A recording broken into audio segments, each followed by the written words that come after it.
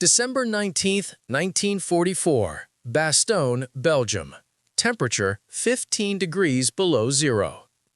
For 6 days, American paratroopers had been holding a Belgian town against the entire German 5th Panzer Army. No winter uniforms, no hot food, no ammunition resupply. Just frozen ground, relentless artillery, and the slow realization that they might never leave this place alive. This is the story you think you know from Band of Brothers, but the real Bastogne, the one Chuck Grant and Popeye Wynn survived, that was something Hollywood couldn't recreate, even with all the fake snow in the world. By December 1944, the Allies were winning, or so they thought. After the success of D-Day and the liberation of France, Allied commanders believed Nazi Germany was on its last legs. General Eisenhower's forces had pushed deep into Belgium. The war, many believed, would be over by Christmas. But Adolf Hitler had other plans. On December 16, 1944, over 200,000 German troops launched a massive surprise counteroffensive through the Ardennes forest, the same route they'd used to invade France in 1940. The goal? Split the Allied lines, capture the vital Belgian port of Antwerp, and force a negotiated peace. It became known as the Battle of the Bulge, the largest and bloodiest single battle fought by the United States in World War II. The attack caught the Allies completely off guard. Within hours, entire American divisions were overrun, roads clogged with retreating vehicles, communication lines cut, command posts evacuated. But there was one place the Germans absolutely had to capture: Bastogne. This tiny Belgian town sat at the intersection of 7 critical roads. Whoever controlled Bastogne controlled the flow of troops and supplies through the entire region. The Germans needed it, and the Americans knew it. On December 18th, the 101st Airborne Division, including Easy Company of the 506th Parachute Infantry Regiment, was rushed to Bastogne with one mission: hold the town at any cost. They arrived exhausted, under-equipped, and vastly outnumbered. Most didn't have winter uniforms. Some didn't even have ammunition. But they dug in anyway. Because within 48 hours, Bastogne would be completely surrounded, and the real nightmare would begin. Sergeant Charles Chuck Grant was a squad leader in Easy Company. A coal miner's son from West Virginia, he'd survived Normandy, Operation Market Garden, and countless firefights across Europe. Sergeant Robert Popeye Wynn from the mountains of North Carolina was known for his toughness and his ability to keep his men alive under impossible conditions. Decades later, they'd be portrayed in Band of Brothers, played by actors Nolan Hemmings and Nicholas Aaron on elaborate indoor sets surrounded by artificial snow machines and carefully controlled lighting. The HBO series went to extraordinary lengths to recreate authenticity. The production built massive refrigerated sound stages. Actors trained with military advisors. Every detail, from uniforms to weapons, was meticulously researched. But there's something you can't fake, something no soundstage can replicate: the cold. Not the kind of cold where you shiver and complain, the kind that turns your fingers black, that makes your rifle freeze solid, that kills you in your sleep if you stop moving. December 1944 was one of the coldest winters in European history. Temperatures in Bastogne regularly dropped to 15 below zero. Wind chill made it feel like 30 below. Jeep engines wouldn't start. Plasma for blood transfusions froze solid. Medics had to carry morphine syrettes in their mouths to keep them from freezing. And most of the paratroopers, including Chuck Grant and Popeye Wynn, were still wearing the same uniforms they'd jumped into Normandy with 6 months earlier: summer-weight wool, no parkas, no insulated boots. They wrapped themselves in blankets taken from Belgian homes, stuffed newspapers under their uniforms for insulation. Some cut the overcoats off dead German soldiers. But nothing was enough. By the end of the siege, Easy Company would suffer almost as many frostbite casualties as combat wounds. Some men lost toes, others entire feet. The medics called it trench foot on steroids. And that was before the Germans even started shooting. By December 21st, Bastogne was completely encircled. 7 German divisions, over 45,000 men, surrounded roughly 18,000 American defenders. The Germans had tanks, they had artillery, they had air support, and they had time. The Americans had dirt and stubborn courage. Easy Company's sector was the Bois Jacques, a dense pine forest northeast of Bastogne. The ground was so frozen that digging foxholes took hours. Men used grenades to blast craters, then spent all night chipping away at ice-hard soil with shovels and bayonets. The foxholes weren't deep, maybe 3 feet if you were lucky, just enough to crouch below the tree-burst shrapnel that would soon become the most feared killer in the forest. See, German artillery wasn't aimed at the ground. It was fused to explode in the treetops, raining razor-sharp metal and wood splinters straight down into the foxholes. There was nowhere to hide.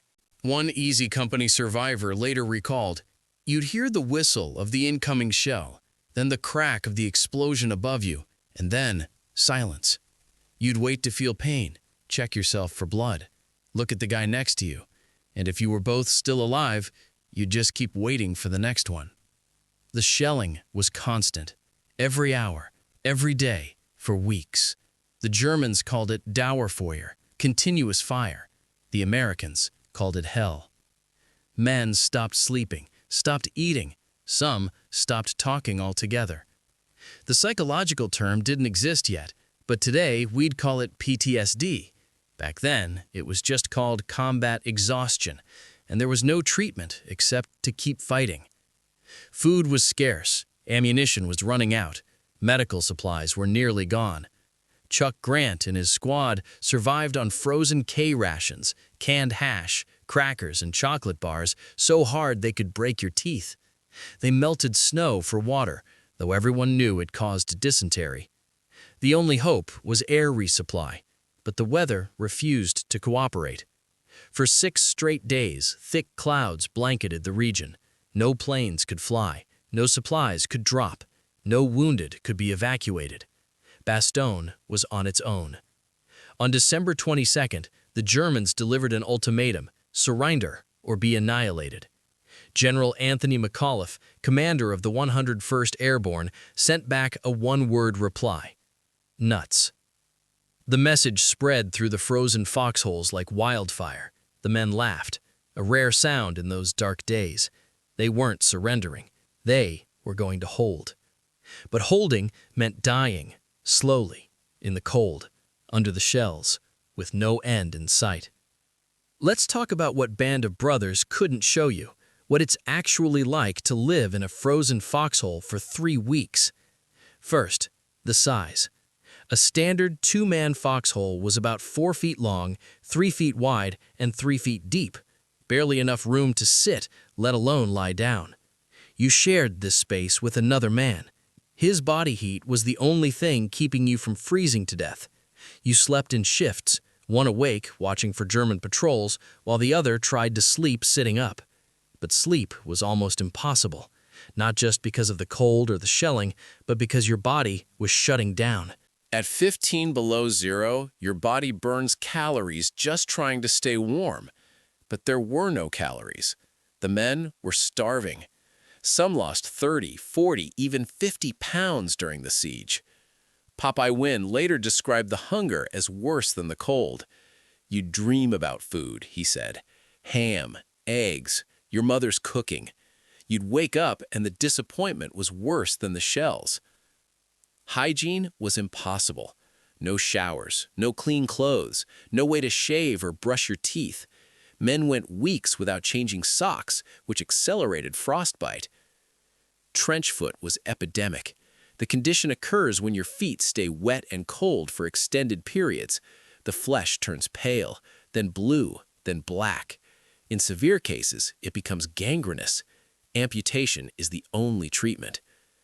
Medics moved through the lines daily, ordering men to remove their boots and check their feet. But many refused, because once your boots came off in sub-zero temperatures, you might never get them back on over swollen, frozen feet. Chuck Grant had a different problem: his hands. As a squad leader, he had to handle maps, radios, and weapons constantly, which meant removing his gloves. Within days, his fingers developed chilblains, painful swelling and ulcers caused by repeated freezing and thawing. The weapons were equally vulnerable. M1 Garand rifles would freeze if not constantly maintained. The metal became so cold that touching it with bare skin would tear the flesh off. Soldiers had to keep their weapons inside their sleeping bags at night. They'd wipe the oil off in the morning because lubricant freezes solid, jamming the mechanism. Then they'd hope the rifle would still fire when they needed it. And they needed it every night.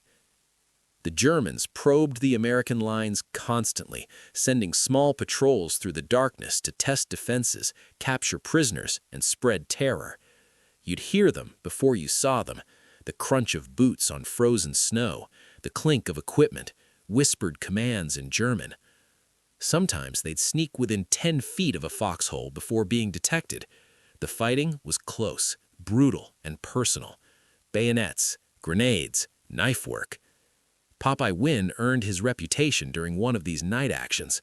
When German infiltrators broke through the line, Wynn rallied his squad, organized a counterattack, and personally cleared 3 enemy positions, all while under continuous artillery fire.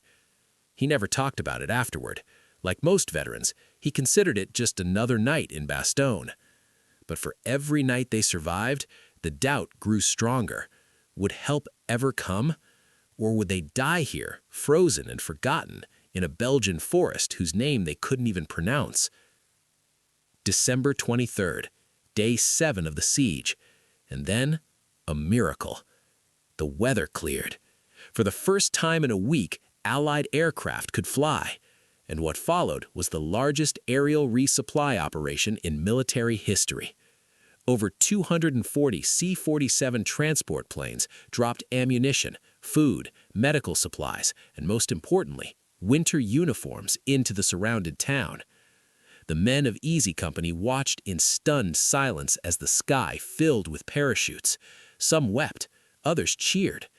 Chuck Grant later said it was the most beautiful thing he'd ever seen. Inside the crates, wool overcoats, insulated boots, hot rations, morphine, plasma, and millions of rounds of ammunition. For the first time in weeks, they had a fighting chance. But the clear weather brought something else: air support. American P-47 Thunderbolts swarmed the German lines, strafing tanks, blasting artillery positions, and attacking supply columns. The Luftwaffe tried to intervene, but was overwhelmed. For 2 days, the balance of power shifted. The besiegers became the besieged. German morale cracked. And 40 miles to the south, General George S. Patton's Third Army was fighting its way north. Patton had accomplished the impossible, wheeling an entire army 90 degrees in the middle of winter and launching a massive counterattack in just 48 hours. It was one of the most remarkable logistical feats of the war. But the fighting to reach Bastogne was savage. German resistance was fierce. Every mile was paid for in blood. December 26th, day 10 of the siege. Lead elements of Patton's 4th Armored Division smashed through the German lines and reached Bastogne. The siege was broken. The paratroopers emerged from their foxholes like ghosts, thin, frostbitten, filthy, but alive. Chuck Grant's squad had held their sector without retreating a single foot. Popeye Wynn's leadership had kept every one of his men alive. But the relief was short-lived. The Germans weren't defeated. They were regrouping, and Easy Company wasn't going anywhere. They stayed in those frozen foxholes for 3 more weeks. By the time Easy Company was finally pulled off the line in mid-January 1945, they'd suffered 60% casualties. Out of 140 men who entered Bastogne, 84 were killed, wounded, or evacuated due to frostbite or combat exhaustion. The hospital tents were overwhelmed. Surgeons worked 20-hour shifts, amputating frozen limbs, treating shrapnel wounds, and trying to save men who'd simply stopped wanting to live. The psychological casualties were even harder to count. Men who'd survived Normandy and Market Garden broke at Bastogne. The cold, the isolation, the relentless artillery, it destroyed something inside them. Easy Company veteran Bill Guarnere, who lost a leg at Bastogne, later said, "I've been to hell. It's white, it's cold, and it smells of cordite and frozen death. The Germans suffered worse. Entire divisions were annihilated, over 100,000 German casualties, thousands of tanks and vehicles destroyed. The Battle of the Bulge was Hitler's last major offensive in the West. It failed, and it cost Germany the war. The Wehrmacht never recovered. Within 4 months, Germany would surrender. Chuck Grant survived the war. He returned to West Virginia, worked in the coal mines, and rarely spoke about his experiences. Friends said he never fully recovered from what he'd seen. He was wounded in the final weeks of the war, ironically, shot by a drunk American soldier in a friendly fire incident. He spent months recovering. He lived until 1984, dying of heart disease at age 62. Popeye Wynn also survived. He returned to North Carolina, became a businessman, and lived a quiet life. Unlike many veterans, he eventually began sharing his stories, speaking at schools and veteran events about the realities of war. He lived until 2009, dying at age 87, surrounded by family. In 2000, both men's stories were immortalized in Band of Brothers. The actors who portrayed them, Nolan Hemmings and Nicholas Aaron, spent months researching their real-life counterparts. The production built elaborate sets, used industrial snow machines, and even refrigerated the sound stages to help actors feel the cold. But there's a gulf between Hollywood cold and Bastogne cold, between staged danger and real terror, between a 12-hour shoot day and 3 weeks in a frozen hole wondering if you'll ever see home again. The series did something remarkable. It brought these stories to millions. But the truth, the real truth, that's something only the men who were there truly understood. Today, Bastogne is a peaceful Belgian town. Tourists visit the museums, students walk the forests. Life goes on. But the names remain, carved in stone, remembered. The Bois Jacques still stands. The foxholes are still there, depressions in the earth, slowly disappearing under decades of fallen leaves. Visitors can stand in them, imagine what it was like, but imagination fails. Because what happened here wasn't about tactics or strategy or weapons. It was about human endurance. About ordinary men pushed beyond the limits of what any human should endure, and enduring anyway. Chuck Grant and Popeye Wynn weren't heroes because they performed extraordinary acts, though they did. They were heroes because they stayed, they held, they refused to break. Band of Brothers told their story to a new generation, but the real story, the one that can't be filmed, can't be acted, can't be captured by any camera, lives only in the memories of those who were there. And those memories are fading. The last surviving members of Easy Company are gone now. The generation that fought World War II has nearly passed. So it falls to us to remember, to tell their stories, to understand that freedom isn't free. It's paid for in frozen foxholes, in shattered bodies, in psychological scars that never heal. The Battle of Bastogne lasted 31 days, but its lessons last forever. Courage isn't the absence of fear. It's standing in a frozen hole, surrounded by enemies, with no hope of rescue, and fighting anyway. That's the legacy of Easy Company. That's the truth behind the series. And that's what we must never forget.